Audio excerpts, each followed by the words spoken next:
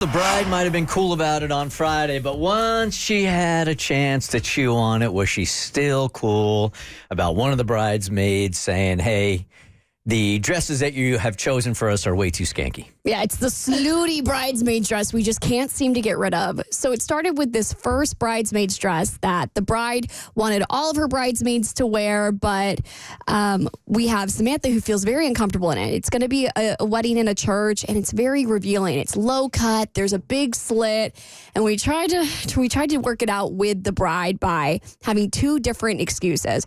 So I guess one of the other bridesmaids had already complained to the bride that it was going to be too much for a church wedding. So then the bride's like, okay, well, then let's do two bridesmaids' dresses. Let's have one for the ceremony, and then let's wear the snooty bridesmaid's dress for the reception. So we do a texting tutor with Samantha, and we're like, okay, let's start with the easiest fallback. Let's say we just can't afford to have two different bridesmaids' dresses. So let's say we can't afford it and see if we can just knock it out there. So we text the bride. We say, hey, can't really swing two bridesmaid dresses. It's a little expensive. It's a lot to ask for somebody. And the bride is so chill. She's so cool. She's like, you know what? I got you, girl. I will cover the price of it. So now we're like, okay, what do we do from here? So then we came up with a second excuse where we used a body image excuse where we're like, you know what? That was just kind of a cover. I just don't really feel comfortable wearing something like that in front of my family. I'm going to be dancing, and I don't want to feel like I'm going to have a nip slip in front of grandma. And the bride still doubled down. She's like, you're going to look better than me in this dress. I don't know what you're complaining about, but she was very cool about it. And so finally we came to a compromise at the end where it's like, okay, can I wear this dress, but can I alter it so that I'm not all hanging out? And that's where we left it with Samantha. And we got to figure out if the bride and her had a conversation about the alterations and if they finally came to a compromise on this dress. I didn't even know it was an option for a bridesmaid to go to a bride and say, look, I don't think that dress is cool. Well, a lot of times you'll do dress shopping together. So yeah, the bride, everybody goes and checks out the wedding dress. I remember going to a bridal shop and looking at bridesmaids' dresses with the bride and trying to find and asking for input about dresses. So sometimes the bride is like, nope, this is my vision. This is what I want you to wear. Other times, brides like myself are like, here's the color. You pick the dress. I want you to feel comfortable wearing whatever you want. And then sometimes it's like a kind of a mutual decision, and you work together to figure it out. Hey, Samantha, good morning. Good morning. All right, so how did it go over the weekend? Did the bride have a chance to chew on this and reverse her position? Was she not nearly as cool over the weekend? What are we looking at?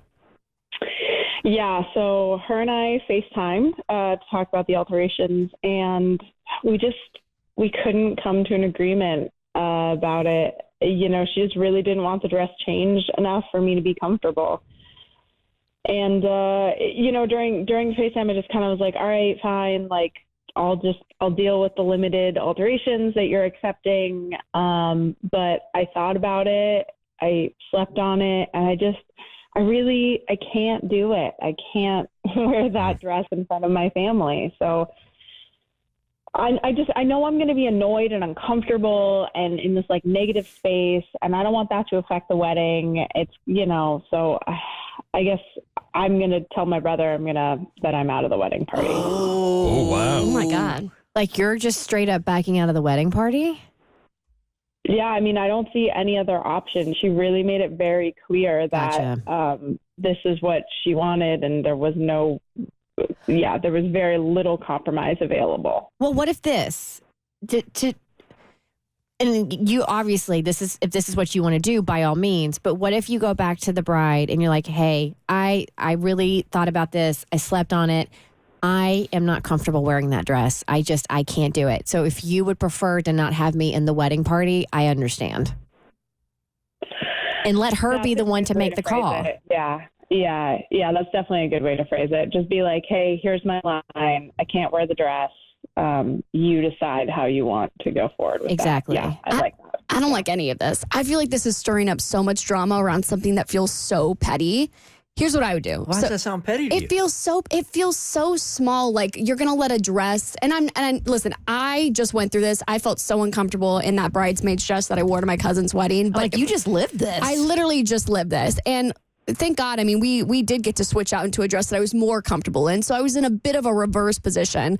But it's a small issue that is going to live on in the family. I'm telling you, she's never going to forget this. It's going to come up at family events when there's a little bit too much alcohol involved, and she's going to bring up old stuff. And I just feel like it's getting your new familial relationship with her off on the wrong foot. So you think she should just sell out and put the dress on and shut up? Here's what I would do. So Samantha, have you told her that you don't want to be in the wedding party anymore, or is this just something that you've thought about?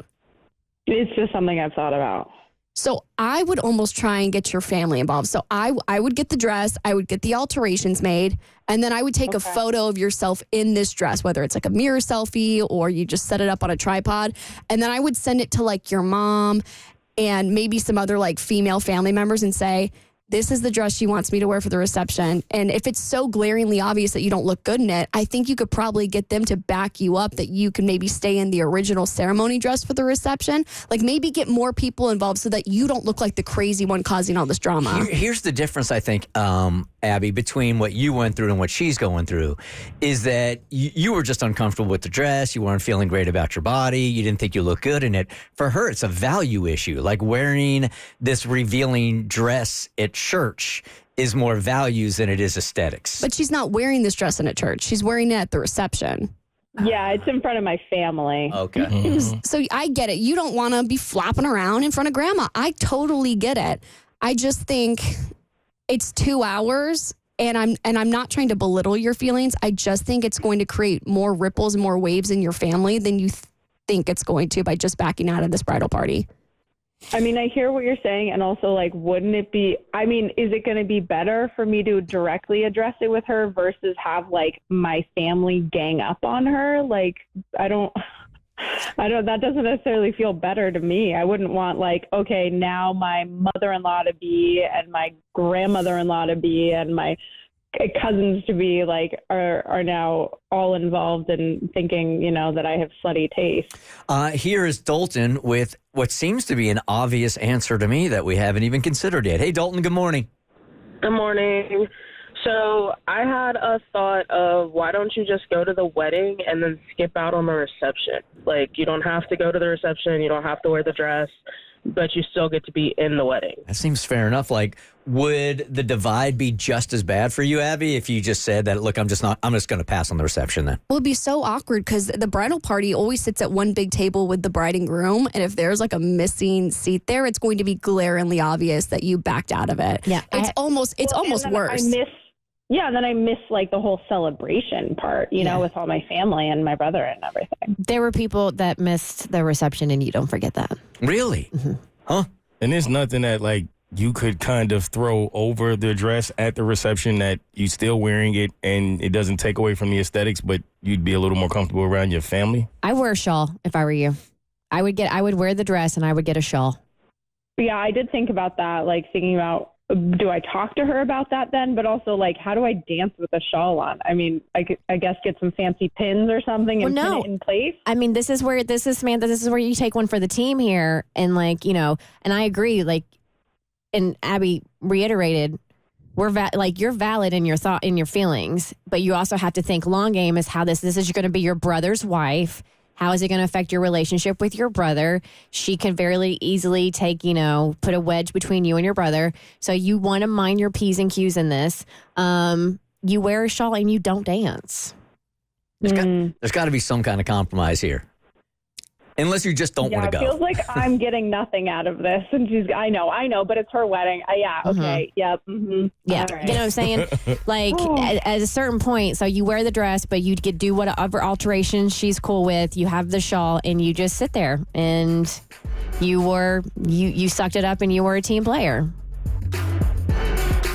Ugh. I know. It sucks. I know, it does suck. Doesn't sound exactly enthusiastic about that. Not at all. The Bert Show.